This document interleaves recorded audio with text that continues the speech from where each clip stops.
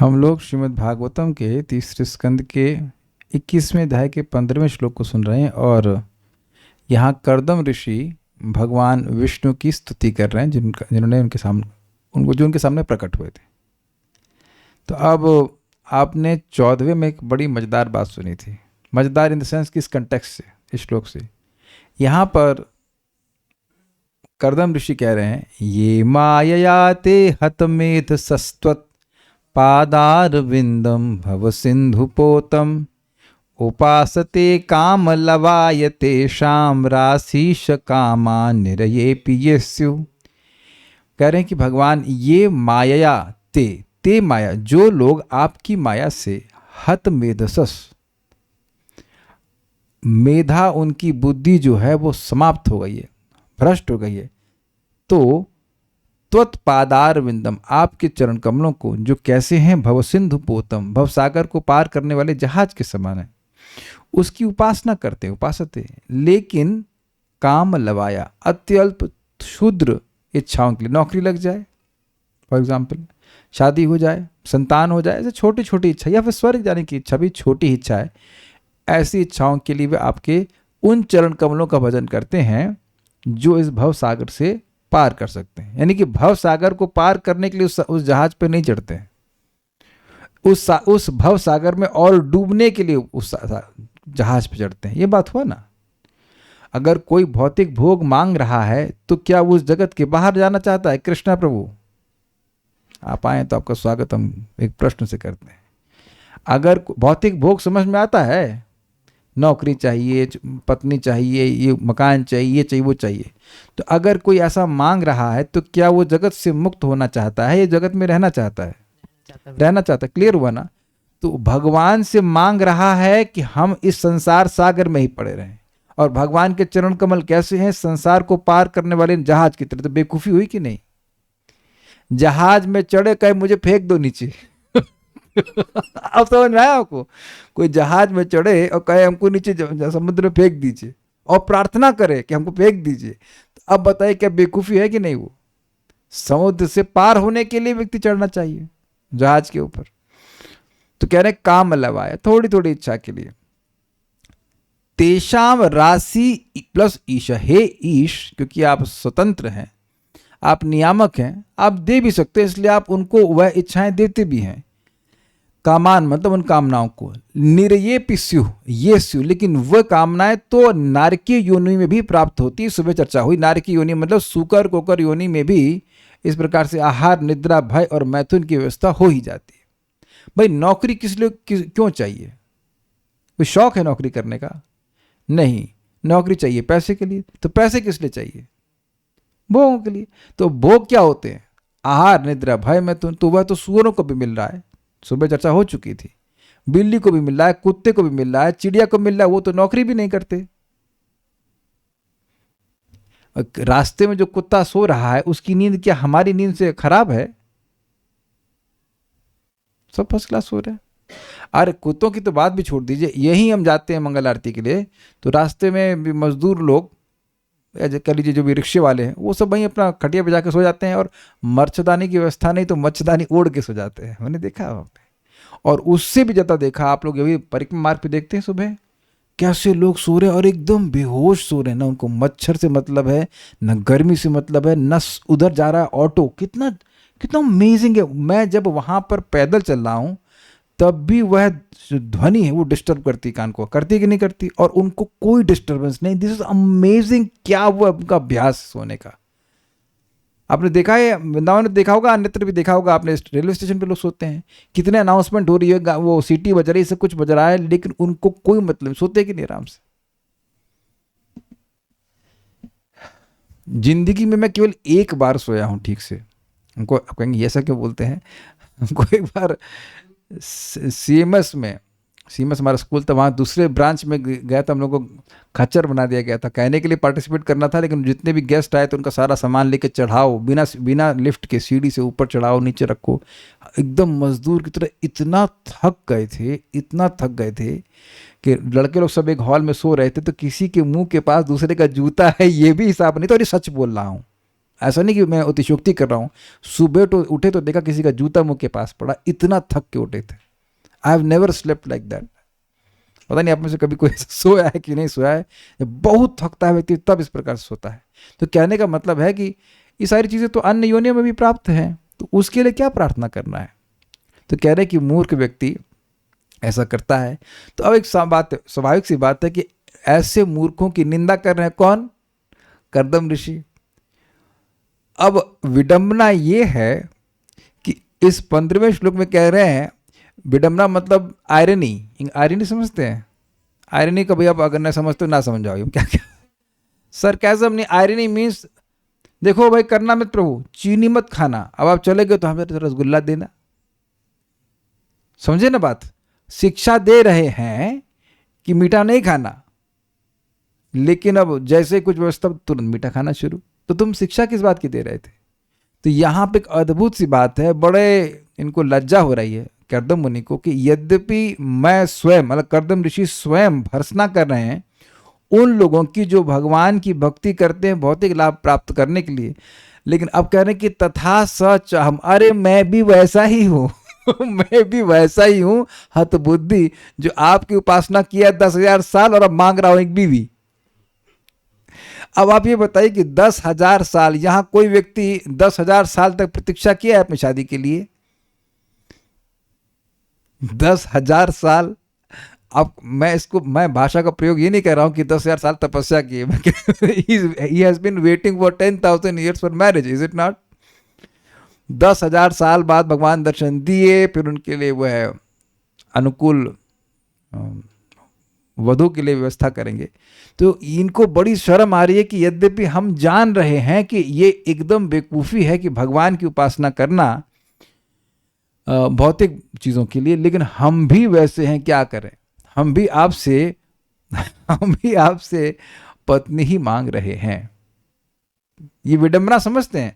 मतलब जिस चीज़ की भर्त्सना की जा रही है वही चीज़ कर रहे हैं। तो ये श्लोक कुछ समझ गए ना? विडंबना मीन्स आयरनी कहते हैं। माइक पे बोलिए। उनको जब ये फील हो रहा है तो फिर क्यों मांग रहे हैं? आपके संग ये कभी नहीं हुआ? क्यों भाई? ऐसा कौन भक्त है जो कह दे कि आपके संग ऐसा नहीं हुआ कि इच्छा जा नहीं रही है? आपको फिलोसफिकली तो पता है कि भाई ये चीज़ नहीं अच्छी है, लेकिन इच्छा नहीं जा रही। ये दिल है कि मानता नहीं है ना?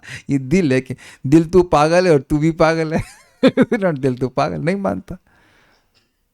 आपको पता है ना, आपने बोला है तो माइक लीजिए। अरे नहीं तो एक मिनट ऋषि, तो नहीं आप बात तो करें। ये आपको पता है ना कि मीठा खाने में क्या नुकसान होता है? शरीर में एसिड बढ़ता है, ये होता है वो होता है। और इसी प्रकार से व्याख्या कब हमारे कल्याण प्रभु तो करना भी नहीं, कल्याण प्रभु सुनना भी नहीं चाहते कि मीठा खाने से क्या नुकसान है ना? कोई नुकसान नहीं है तो एक व्यक्ति तो इच्छा को छोड़ना ही नहीं चाहता है, एक व्यक्ति अभी एटलीस्ट फिलोसफिकली कन्विंस है कि खराब है, लेकिन अभी छोड़ नहीं पा रहे। तो आप देख रहे हैं ना कि इच्छा, जान रहे हैं कि इच्छा ठीक नहीं, लेकिन नहीं जाती है।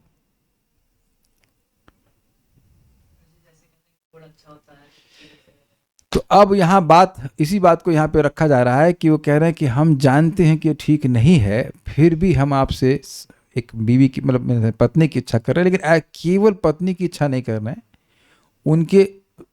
उनके समान गुण वाली पत्नी की इच्छा कर रहे हैं। तो वो सब बातें आएंगी, हम सुनते हैं। तथा स चाहम परिवोढुकामः समानशीलां गृहमेदधेनुं। तथा स चाहम परिवोढुकामः समानशीलां गृहमेदधेनुम्। उपेयिवान्मूलमशेषमूलं दुराशयः कामदुघाङ्घ्रिपस्य। उपेयिवान्मूलमशेषमूलं दुराशयः कामदुघाङ्घ्रिपस्य। तथा स चाहं परिवोढुकामः समानशीलां गृहमेदधेनुं।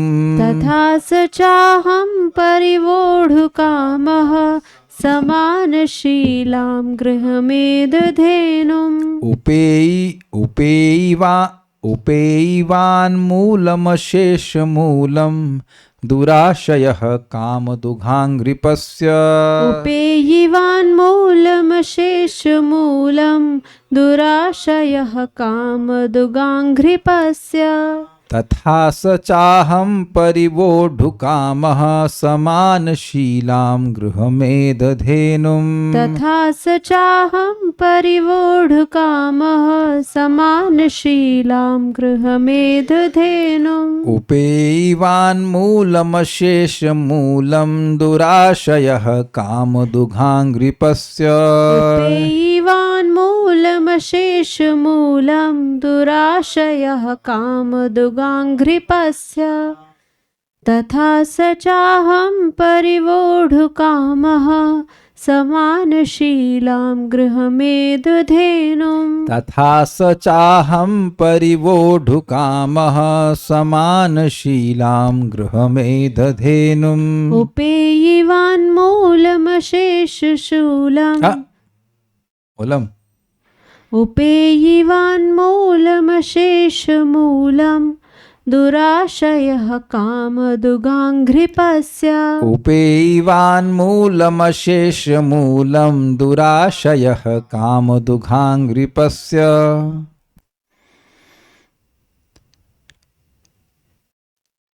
अतः मैं भी ऐसी समान स्वभाव वाली कन्या से विवाह करने की इच्छा लेकर आपके चरण कमलों की शरण में आया हूँ, जो मेरे विवाहित जीवन में मेरी कामिच्छाओं को पूरा करने में कामधेनु के समान सिद्ध हो सके। देखिए, यहाँ कामिच्छा का अर्थ भोग इच्छा मत ले लीजिएगा। यहाँ कामिच्छा का मतलब है धर्म अर्थ काम, ये बात बोल रहे हैं। पत्नी को धर्म पत्नी क्यों कहते हैं? जो धर्म संपादित करने में पति की सहायता करे, इसलिए धर्म पत्नी कहते हैं। ये नहीं कि वो बैठकर टीवी देखती रहे और कहे हम आपकी धर्म पत्नी है। तो धर्म क्या कर रही है साथ में? धर्म पत्नी का मतलब समझ रहे हैं ना? पति धर्म कर रहा है तो वह उसकी सहायता करे, ये बात है। तो ये थोड़ा समझना होगा कि ऐसे इस तरह से नहीं ले लीजिए कि एकदम कामी पुरुष हैं और एक जैसे जगत में लोग सोचते हैं उस तरह शादी करते उस उद्देश्य के लिए, केवल भोग के लिए, ऐसा नहीं। और आगे के उनके जीवन से स्पष्ट भी हो जाएगा।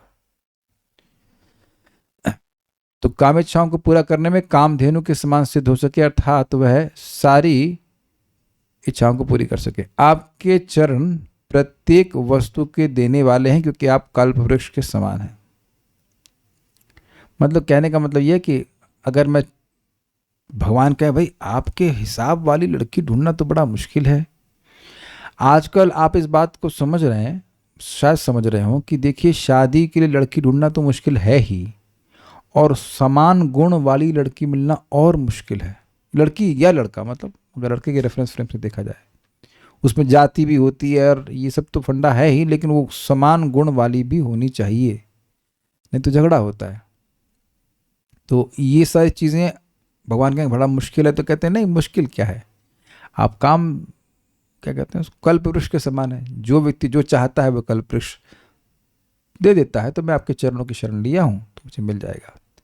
स च अहम, तथा मैं भी उन काम भक्ति करने वालों में से ही हूँ।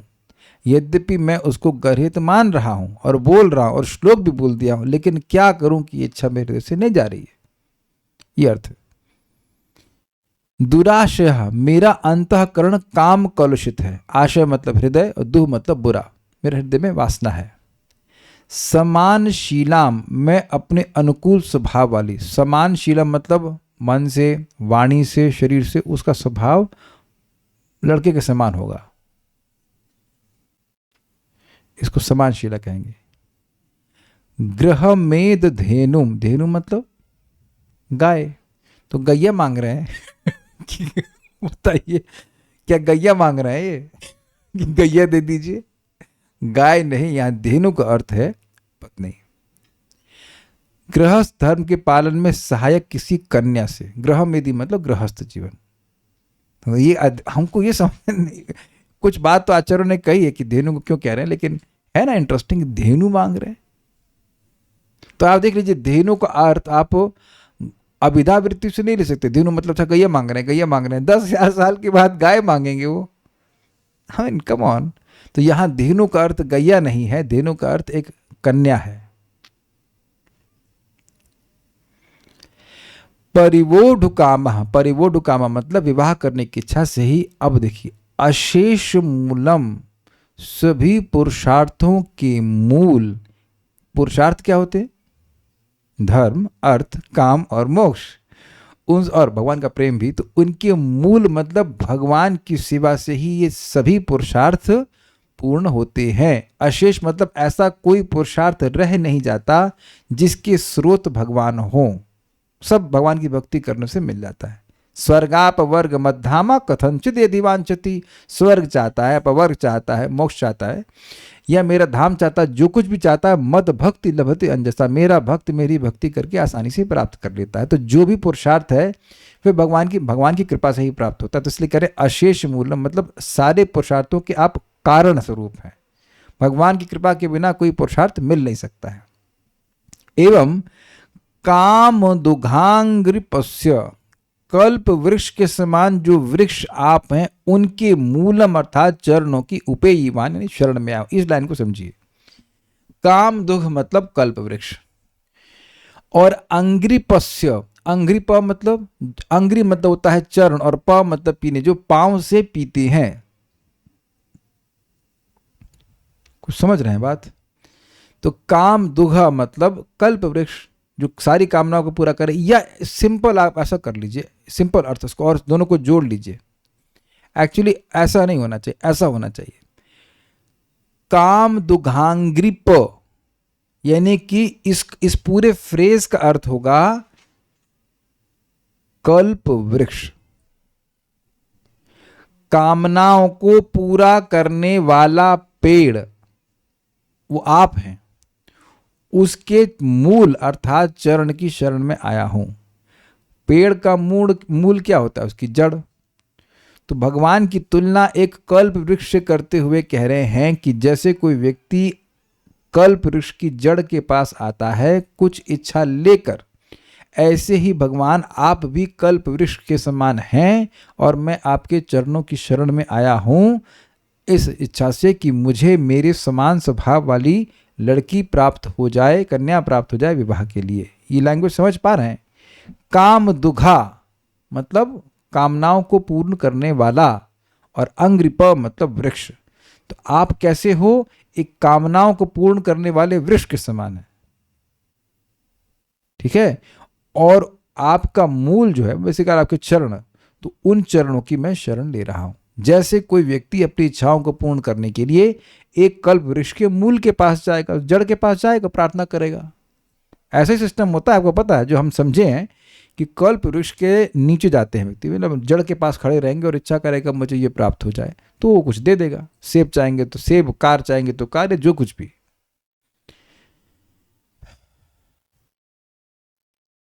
एक भक्त का डाउट था कि हम लोग भक्तों को वांछा कल्पतरु कहते हैं, तो क्या वो हमको आकाश में उड़ने की शक्ति भी दे सकते हैं? तो हमने को सिंपल उत्तर दिया कि भक्त लोग ऐसी चीज देते हैं जिससे कुछ काम बने। अब आकाश में उड़ तो चिड़िया भी रही हैं, तो आप भी आकाश में उड़ लेंगे तो क्या हो जाएगा? What is the point? फिर एक योनि मिल जाएगी अगले जन्म में, कितने चील बन सकते हैं। तो भक्त लोग वह चीज देते हैं, भगवान की भक्ति देते हैं जिसके द्वारा जीव सुखी हो जाए। एनीवेज, तथा स चाह, मैं भी वैसा हूं। कैसा हूं? उसी मूर्ख के समान हूं जो भगवान की आराधना भौतिक इच्छाओं के लिए करता है। अहम परिवोढ़ काम, मैं शादी करना चाहता हूं। किससे? समान शीलाम गृहमेद धेनुम, मेरे समान स्वभाव वाली गृहस्थ धर्म के लिए एक कन्या चाहता हूं। एक भक्त कह रहे हैं गाय जैसी स्वभाव वाली सीधी सादी पत्नी चाहता हूं। नहीं, ये आचार्यों ने नहीं समझाया। एक ऐसी पत्नी लड़की चाहिए एकदम गौ स्वभाव वाली। नहीं, ऐसा तो अर्थ नहीं रखा गया है।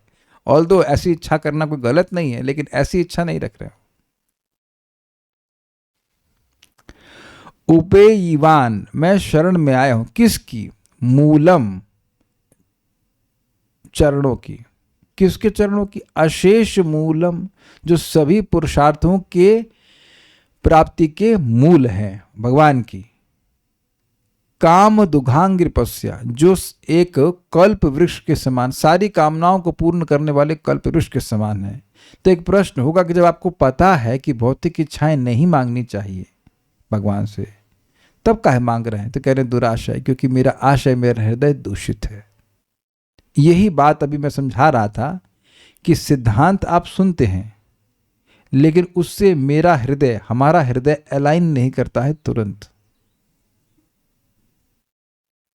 सोच रहे हैं? जैसे कल्याण प्रभु मानने के लिए तैयार नहीं कि मिठाई चीनी खाना गलत है,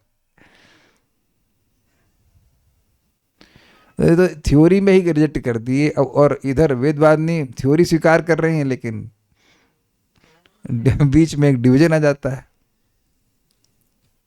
ऐसा तो नहीं कि मैं भी इंद्रिय संयम करके बैठा हुआ हूं, मेरे भी अब कितने लोग ऐसा अनुभव नहीं करते अपने भक्ति के जीवन में कि आप स्टैंडर्ड सुनते हैं ये है, और हमारी गाड़ी थोड़ी सी अलग टेंजेंट पे जा रही होती है। It's not easy, it's not easy to be a Goswami और any other things, standard of भक्ति।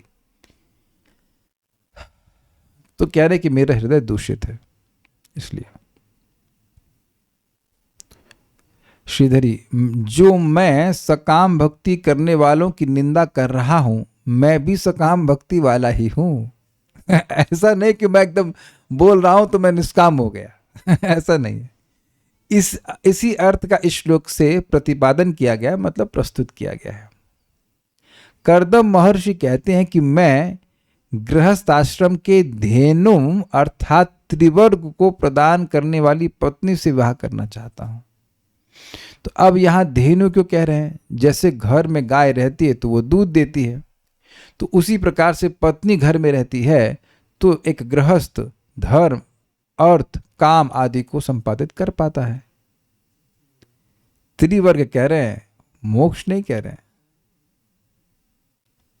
सामान्यतः एक गृहस्थ है, अगर भक्त नहीं है तो पत्नी मोक्ष में सहायता प्राय नहीं करती है, पत्नी बंधन का कारण होती है।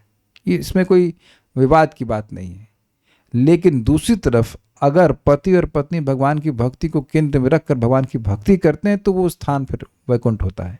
अगर भक्त नहीं है, सामान्य कर्मकांड की दृष्टि से देखें तो पत्नी मोक्ष में कोई बहुत सहायक नहीं बनती है, बल्कि बंधन का कारण बनती है। सिंपल सी बात है। पुंसा स्त्रिय मैथुनी भावमेतम तयोर मितो हृदय ग्रंथि माहुस अतो क्षेत्र सुताप्त वित्तर जनस्व मोहो यम अहम ममेति। सिद्धांत है सबके संगे। स्त्री और पुरुष में मैथुनी भाव अर्थात आकर्षण, परस्पर आकर्षण का भाव होता है, और फिर जब वो संग होता है तो फिर संतान होती है, और फिर संतान होती तो फिर घर भी चाहिए, या घर चाहिए फिर संतान होती है। उसके बाद परिवार के लोग होते हैं, उनके बीच में एक क्या कहते हैं स्टेटस सिंबल बनाना होता है, और इस प्रकार से व्यक्ति मोह में पड़ जाता है। हाँ, अब एक बात ध्यान देनी है, गृहस्थ जीवन में भी अगर ये सब नहीं उत्पन्न हो रहा है तो व्यक्ति मोक्ष के मार्ग पर ही है। ये मेरा बच्चा है, ये मेरा मकान है, ये मेरे संबंधी हैं, ये सब भावना अगर नहीं बढ़ रही है और वैष्णवों को ही अपना संबंधी मान रहा है तो मोक्ष के मार्ग पर है।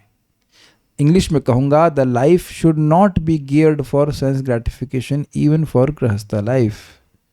समझते हैं गियर्स? ये लैंग्वेज समझे। गाड़ी में गियर मारते हैं काहे के लिए? आगे बढ़ने के लिए ना।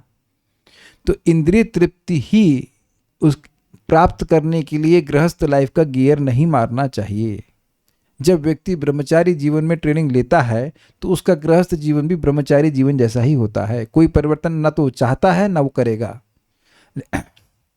इसलिए कहना कि हम गृहस्थी में आ गए हैं तो हम अब देर में उठेंगे सुबह, तो फिर आप खुश हो गए, इसका मतलब ब्रह्मचारी ट्रेनिंग भी ठीक से नहीं हुई है। कुछ समझ पा रहे हैं बात? गृहस्थ भी एक आश्रम होता है जिसमें श्रम किया जाता है भगवान के लिए, भगवान की भक्ति की जाती है। तो भगवान की भक्ति जहां कहीं भी की जा रही है तो वह तो मोक्ष का साधन बन जाएगी। लेकिन सामान्यतः लोग भक्ति तो नहीं करते हैं, सामान्यतः पत्नी रहती है तो धर्म आदि करते हैं, तो धर्म करते हैं तो अर्थ यानी धन प्राप्त होता है और उससे फिर कामना, इसी में फंसे रहते हैं, इसलिए त्रिवर्ग कह रहे हैं। उम्मीद है कि बात समझ में आ रही होगी। आप तो कल्प वृक्ष हैं, इसलिए मैंने आपकी चरणों की उपासना की है। मतलब अगर भगवान पूछे भाई शादी करना चाहते हो तो हमसे क्यों, हमारे पास क्यों आए, तो कहते हैं क्योंकि आप कल्प वृक्ष हैं, सारी इच्छा पूर्ण करने वाले हैं, तो यह इच्छा भी आप पूर्ण कर दोगे। यदि कहें कि काम इत्यादि की पूर्ति के लिए किसी दूसरे देवता की उपासना करें, उनकी उपासना करो, तो इसका उत्तर देते हैं कि आपके चरण ही अशेष मूलम, स्पेलिंग मिस्टेक है, मूलम अर्थात सभी पुरुषार्थों को प्रदान करने वाले हैं।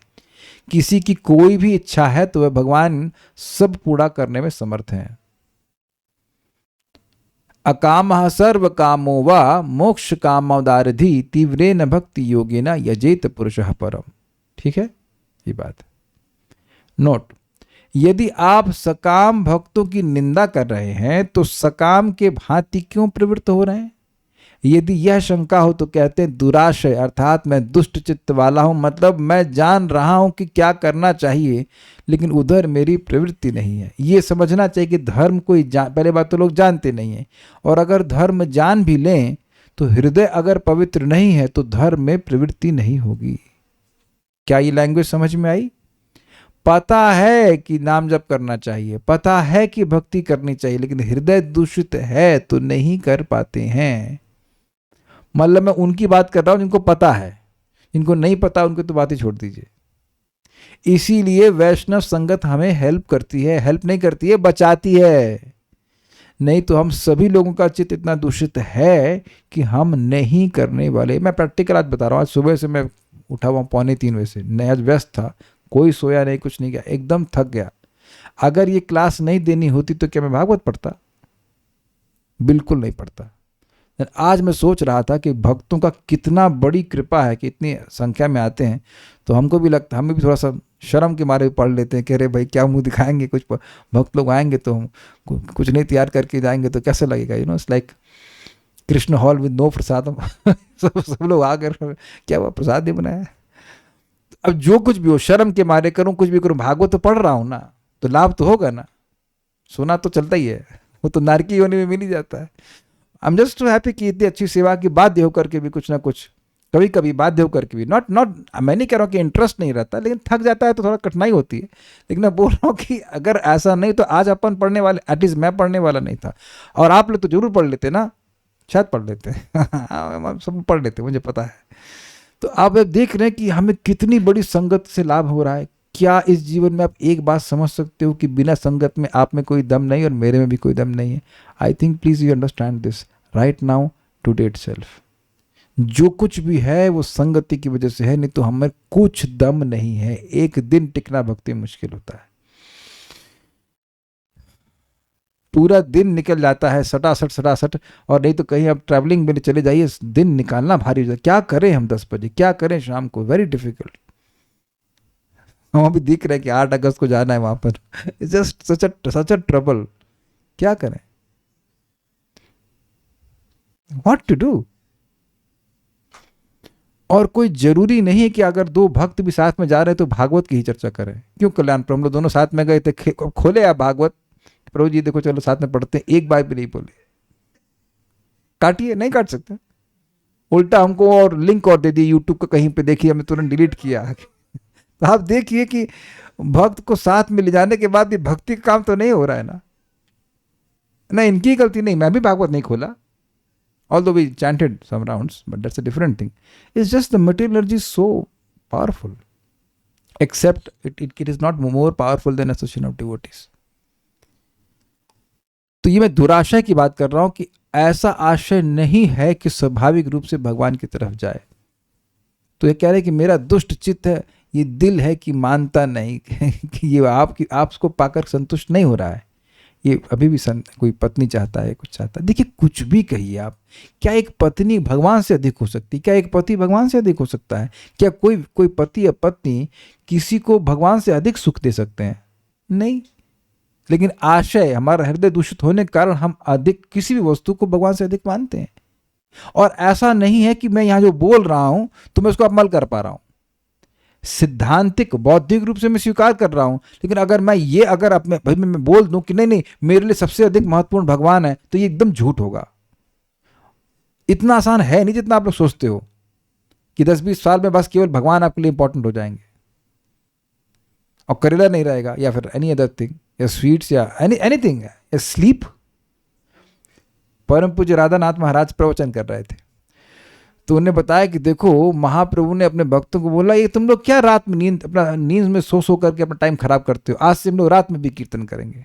तो सभी भक्त लोग महाप्रभु के साथ में जो थे उन्होंने कहा हरि बोल, तो इधर भक्तों ने बोला हरि बोल। तो महाराज ने कहा अगर महाप्रभु ने आपको ये कहा होता तो आप हरि बोल नहीं बोलते। समझ में आया आपको? अब मैं कहूँ कि भाई अब करना में तो छोड़िए, रात में क्या टाइम बर्बाद कर रहे हैं सोने में, तो आप बोलते हरि बोल। तो आप देख रहे कि नींद है ना इंपॉर्टेंट अधिक।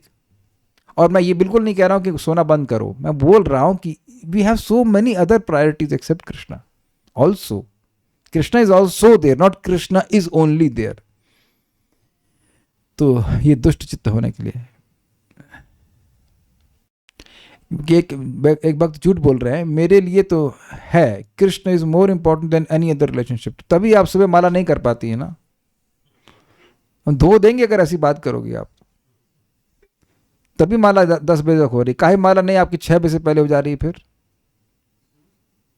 हाँ सुबह 6 बजे जॉब पे जाना है ना, तो जॉब ज़्यादा इंपॉर्टेंट है कि माला इंपॉर्टेंट है? हम बिना नाम लिए धो रहे हैं।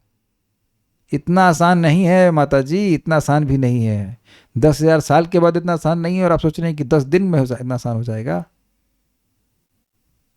हम आपको कोई नीचा नहीं दिखा रहे हैं, अभी it's just not easy, it's not that easy, धीरे धीरे होता है। सारार्थ दर्शनी, जो मैं सकामी जनों की निंदा कर रहा हूं वही मैं सकाम जनों में मुख्य हूं। ये अलग तरह से लग रहे हैं, अरे अन्य लोग तो बहुत, हम तो बहुत ज्यादा है, हम लोग तो बहुत ज्यादा आसक्त है। देखिए भक्त लोग हमेशा नम्रता की ही बात करेंगे, वो कभी नहीं कहते कि मैं तो भगवान में बहुत आसक्त हूं ना।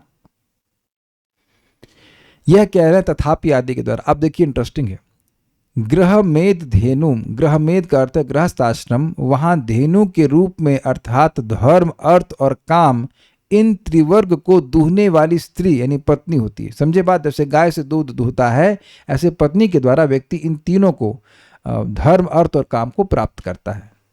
उसी से परिवोढ़ कामा, यानी परिणय करने की इच्छा रखता हूं, ऐसा मैं हूं, शादी करने की इच्छा रखता हूं।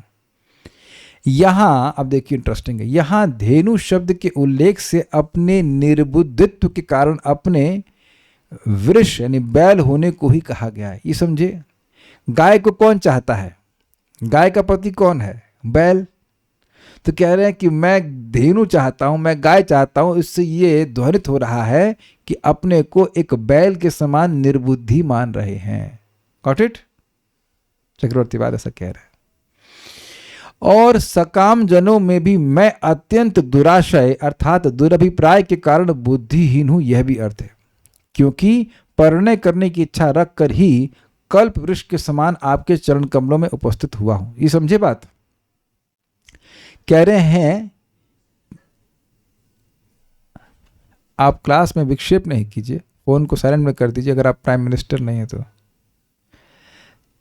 तो कह रहे हैं कि देखिए अन्य लोग हैं आपके पास आते हैं मांगते हैं, वो तो अच्छे नहीं बात है, लेकिन हम तो सारे सकाम जनों में सबसे खराब हैं। क्यों भाई? हम जान रहे हैं कि आप कल्प वृक्ष हो, यानी आप कुछ भी दे सकते हो अगर आपकी शरण ली जाए,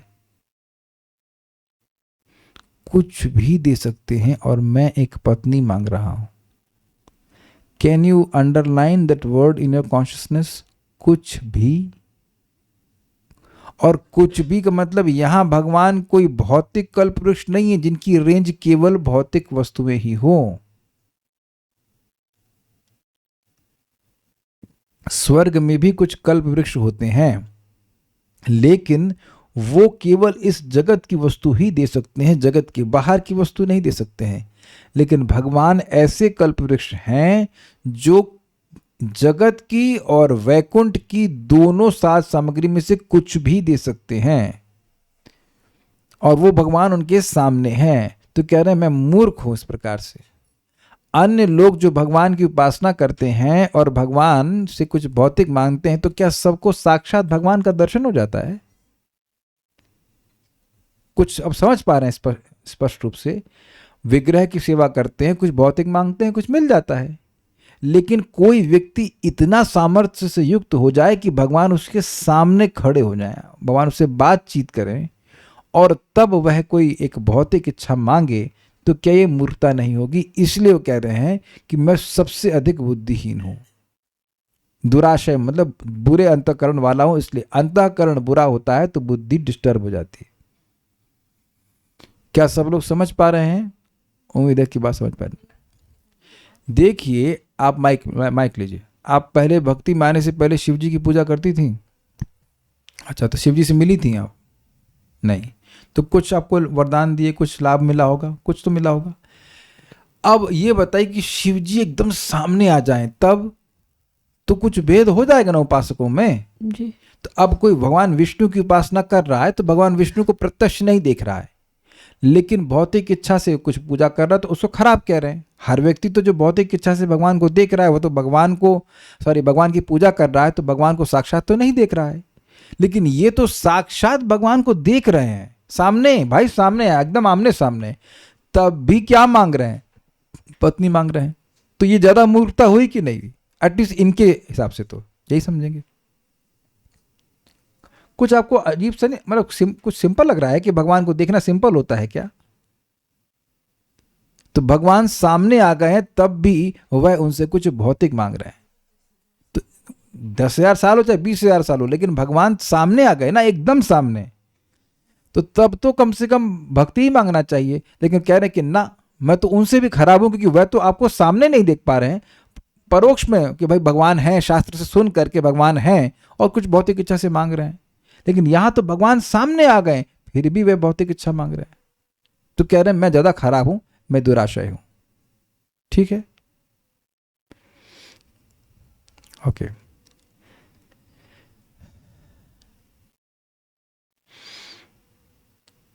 एक इंटरेस्टिंग बात है कि शादी इन जनरल देखा जाए तो बंधन का ही कारण होती है। तो कल्प वृक्ष आप हैं, आप चाहें तो वैकुंठ की मुक्ति दे सकते, सब कुछ दे सकते, और मैं बंधने के लिए आपसे वरदान मांग रहा हूं।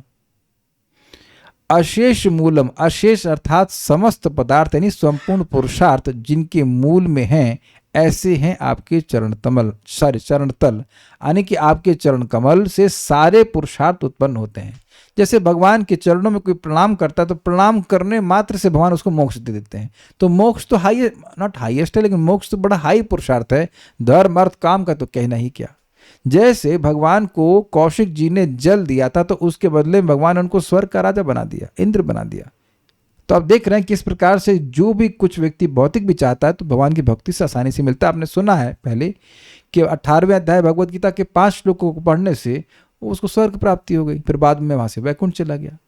तो पुण्य भी कोई चाहता है तो भगवान की भक्ति करने से बड़ी आसानी से मिल जाता है, ये बात कहते हैं।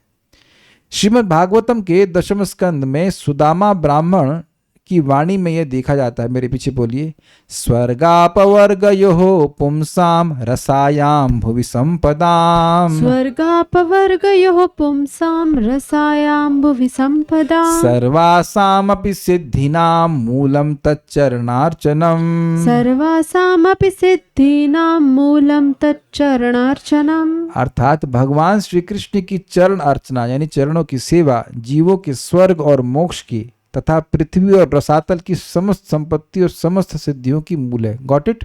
कि भगवान की सेवा करके इस ब्रह्मांड की कोई भी सिद्धि वो चाहे वो सब मिल जाएगा, मोक्ष चाहेगा तो मोक्ष भी मिल जाएगा। ये लोगों को पता नहीं रहता, इसलिए भागवत सुनना चाहिए। तात्पर्य, यद्यपि कर्दम मुनि ऐसे व्यक्तियों की निंदा करते हैं जो भौतिक लाभों के लिए भगवान के पास जाते हैं, किंतु उन्होंने भगवान के समक्ष अपनी भौतिक असमर्थता तथा आकांक्षा प्रकट करते हुए कहा, यद्यपि मुझे पता है कि आपसे कोई भी भौतिक वस्तु नहीं मांगनी चाहिए, किंतु तो भी मेरी इच्छा है कि मैं समान शीलवती कन्या से विवाह करूं। मैं इसलिए मुस्कुरा रहा हूं क्योंकि मैं ऐसे ही प्रार्थना कर रहा था कि यद्यपि भगवान मुझे पता है कि आपसे भौतिक नहीं मांगना चाहिए, लेकिन ये IIT में जाने की इच्छा मेरे हृदय से नहीं जा रही, so I can fully empathize with the ऋषि।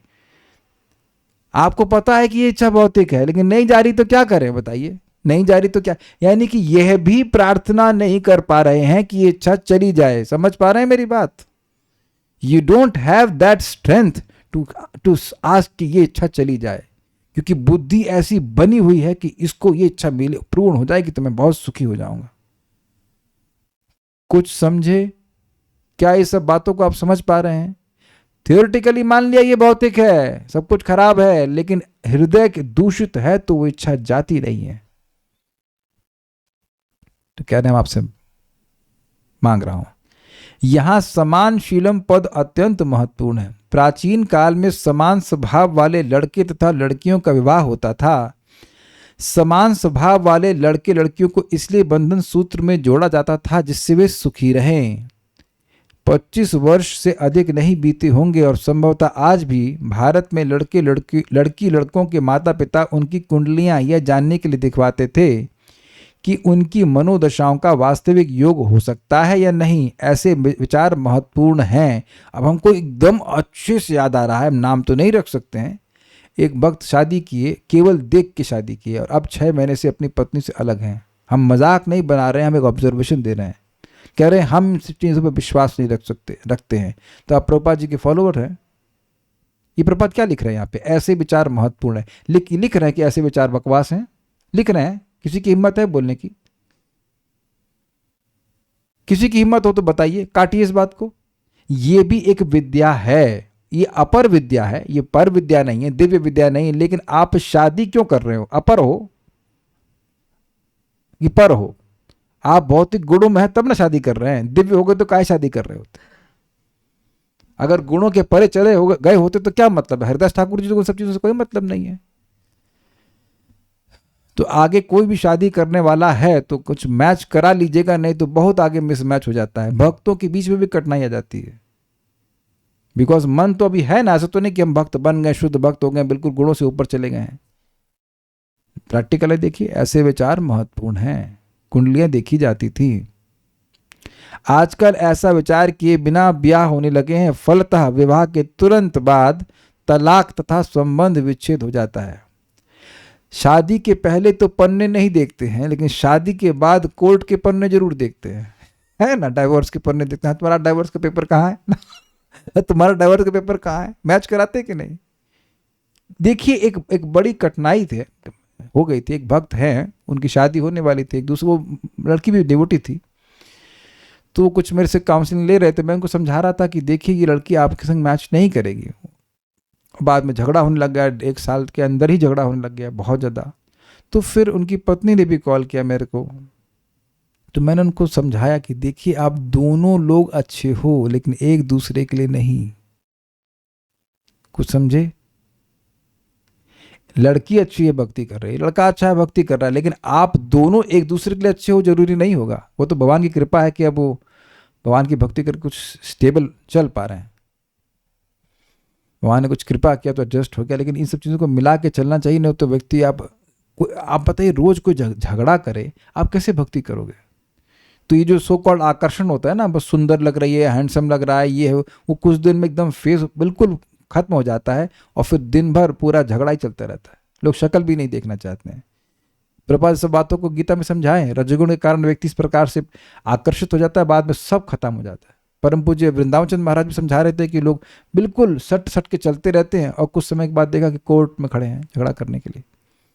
ये बातें थोड़ी महत्वपूर्ण है। पहले के समय में पति तथा पत्नी आजीवन सुखपूर्वक जीवन बिताते थे, किंतु आजकल ये अत्यंत कठिन हो गया, क्योंकि समान स्वभाव वाले नहीं हैं। करदम समानशील की पत्नी चाहते थे, क्योंकि आध्यात्मिक तथा सांसारिक उन्नति में सहायता पहुंचाने के लिए पत्नी आवश्यक है। कहा गया है कि पत्नी धर्म, अर्थ तथा काम यानी इंद्रिय तृप्ति संबंधी समस्त इच्छाओं की पूर्ति करती है। जिसे अच्छी पत्नी मिल जाती है वह परम भाग्यशाली समझा जाता है।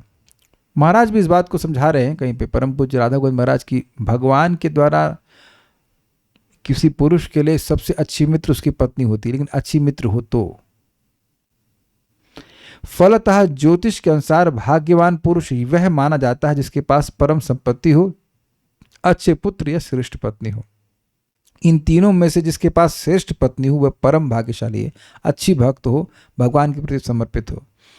विवाह के पूर्व स्त्री का चुनाव समानशील के आधार पर करना चाहिए, इंद्रिय तृप्ति के हेतु तथा कथित शारीरिक सौंदर्य या हाव भाव से नहीं। इसकी व्याख्या अभी मैं कर ही चुका था, तो और नहीं बोलना चाहता। एक बात आप समझ लीजिएगा, ये बहुत मजेदार बात है। शरीर तो चेंज हो रहा है, स्वभाव चेंज नहीं होता। कोई विरोध हो तो बताइए, है ना मजेदार बात। व्यक्ति का स्वभाव करना में प्रभाव चेंज हो गया, आपका स्वभाव चेंज हो गया है, ये मेरा स्वभाव चेंज हो गया, ये थोड़ा बहुत 19-20 हो जाता है, थोड़ा मेलो हो जाता है। अरे हम साइंटिस्ट चलते। महावीर प्रभु, कुछ चेंज हुआ है आपका स्वभाव? माता जी, आपका चेंज हुआ है? तब शक्ल तो चेंज हो गई ना। अब हम तो नहीं देख सोच सकते हैं कि आप युवावस्था में कैसे लगते थे या मैं बचपन में कैसा लगता था। तो शक्ल तो चेंज हो ही जाएगी। जिस शक्ल को देख के आप शादी किए वह तो चेंज हो जाएगी, लेकिन जिस स्वभाव को ध्यान नहीं दिए वो चेंज नहीं होगा। Unless like someone is very exalted devotee, और भक्त होने के बाद भी भक्तों का स्वभाव कुछ बना ही रहता है। विचारनीय बात है। भागवत के 12 स्कंद में कहा गया है कि कलयुग में विषयी जीवन के आधार पर विवाह होंगे, और जो ही विषय जीवन में कोई कमी आई नहीं कि तलाक का प्रश्न उठ खड़ा होगा। उसको 12वें स्कंद में पढ़ेंगे, अभी तो समझ लेते हैं बस इतना। मतलब इंद्रिय तृप्ति में जहां बाधा आई तो बस तोड़ देते हैं। इस पर एक बात याद आ रही है, हम एक JBL के हमारे सप्लायर थे, उनकी 3 शादी हो चुकी थी। तो खुद बता रहे थे, हम क्या जाने, खुद बता रहे थे कि तीसरी वाली को भी तलाक देने वाले थे। तो उसने बोला, आपको लगता नहीं कि प्रॉब्लम आप में है? She was very bold. आप पहली वाली को छोड़ दिए, फिर दूसरी वाली को छोड़ दिया, अब मुझको भी छोड़ना चाहते हो, तो कुछ आपको भी सोचना पड़ेगा ना कि कहीं गलती आप में। तो शायद वो रुक गया, उसके बाद नहीं टूटा या जो भी रहा।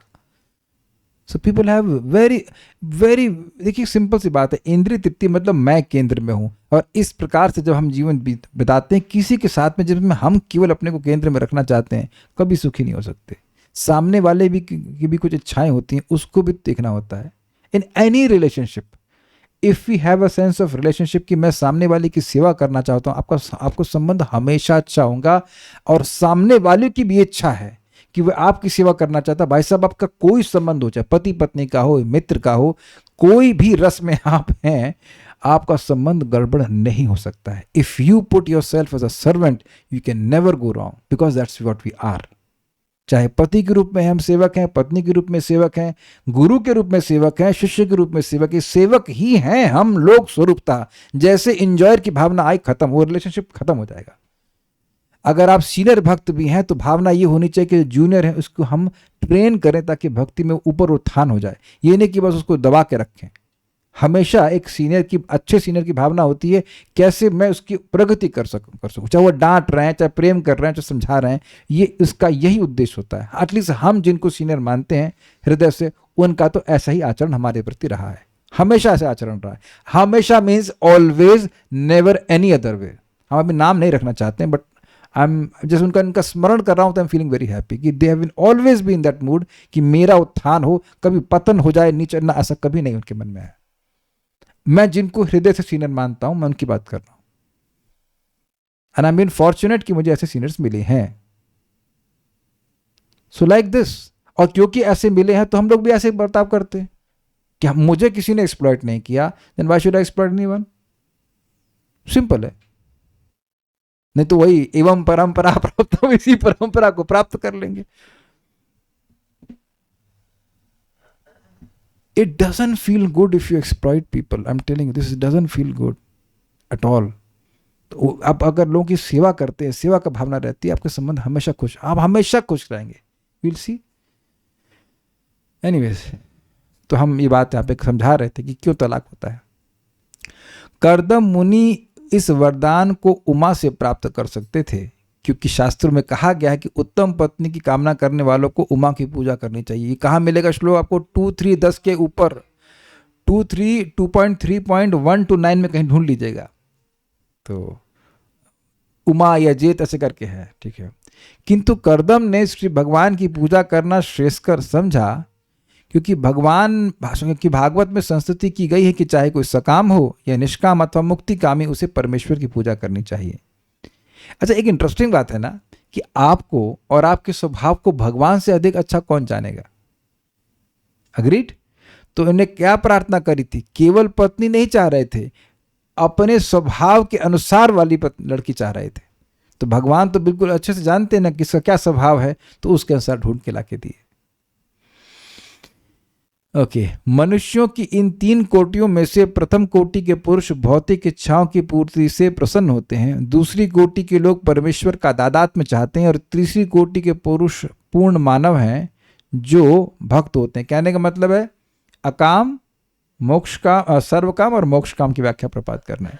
वे बदले में भगवान से कुछ भी नहीं चाहते, वे तो केवल दिव्य प्रेम भक्ति में लगे रहना चाहते हैं। तो एक प्रश्न है कि भक्त लोग भगवान से कुछ क्यों नहीं चाहते?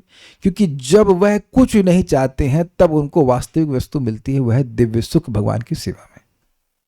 Got it? ये बात प्रत्येक दशा में श्री भगवान की पूजा करनी चाहिए क्योंकि वे सबों के मनोरथ को पूरा करने वाले हैं। इसका मतलब एक बड़ी सुंदर बात है, और इसको आप जिंदगी में एक बार तो समझ लीजिएगा कि यदि मेरे हृदय में कोई और कैसी भी वासना है, इसका मतलब यह नहीं है कि भगवान मुझसे घृणा करते हैं। क्या दिमाग में सबके घुस गया कि नहीं घुसा? ये बात हम थोड़ा लैंग्वेज अजीब सी बोल रहे हैं, लेकिन इस बात को मैं घुसाना चाहता हूं ताकि मन में कभी किसी प्रकार का आपके ग्लानि नहीं हो कि अरे मेरे हृदय में तो इतना काम है, मेरे हृदय में तो ये इच्छा है, वो इच्छा है, तो भगवान मुझे नेग्लेक्ट कर देंगे। नहीं, भगवान नेग्लेक्ट नहीं करते। समझिए, जैसे एक वैद्य हमारी नब्ज देखता है तो हमको भी देखता है और हमारे रोग को भी देखता है, हमसे घृणा नहीं करता है, वह उस रोग को ठीक करना चाहता है। तो वैसे ही भगवान हमको भी देखते हैं और हमारी वासना रूप हमारी बीमारी को भी देखते हैं, घृणा नहीं करते हैं। वही देखते हैं कि कम से कम ये बच्चा मेरे पास तो आया, बड़े प्रसन्न होते हैं। उम्मीद है कि बात आपको समझ में आ रही होगी। इसलिए किसी भी भक्त को किसी भी तरह से निरुत्साहित करने का अधिकार हमको नहीं है कि मान लो उसको कोई वासना, अरे तुम तो नौकरी करना चाहते हो, अरे तुमको पत्नी की इच्छा है, तुम तो भक्ति नहीं कर सकते हो। ये सब बातें बोलना एकदम अपराध है, क्योंकि भगवान ऐसा नहीं चाहते। कैसा भी व्यक्ति, कम एज यू आर, जैसे हो वैसे आओ, भगवान वैसे रहने नहीं देंगे आपको। He will purify you and very sweetly. प्रत्येक दशा में श्री भगवान की पूजा करनी चाहिए क्योंकि वे सबों के मनोरथ को पूरा करने वाले हैं। ही डजंट हेट एनीवन, सुहृद सर्वभूता नाम। परमेश्वर की पूजा का लाभ यह है कि यदि किसी के हृदय में भौतिक सुख की कामना रहती भी है तो श्री कृष्ण की पूजा करने पर वह धीरे धीरे शुद्ध भक्त बन जाता है और उसे किसी भौतिक लाभ की इच्छा नहीं रह जाती। ठीक है, मैं कुछ और कहना चाहता था लेकिन अब भूल गया, तो आई विल स्टॉप। नहीं याद आ रहा। ठीक है, कुछ कहना चाह रहा था लेकिन भूल गया, सो विल स्टॉप हियर। आगे वो क्या कहेंगे हम लोग कल सुनेंगे, और तो कुछ नहीं है, so will stop here. Shrimad Bhagavatam की जय, श्रील प्रभुपाद की जय, निताय गौर प्रेमानंदे।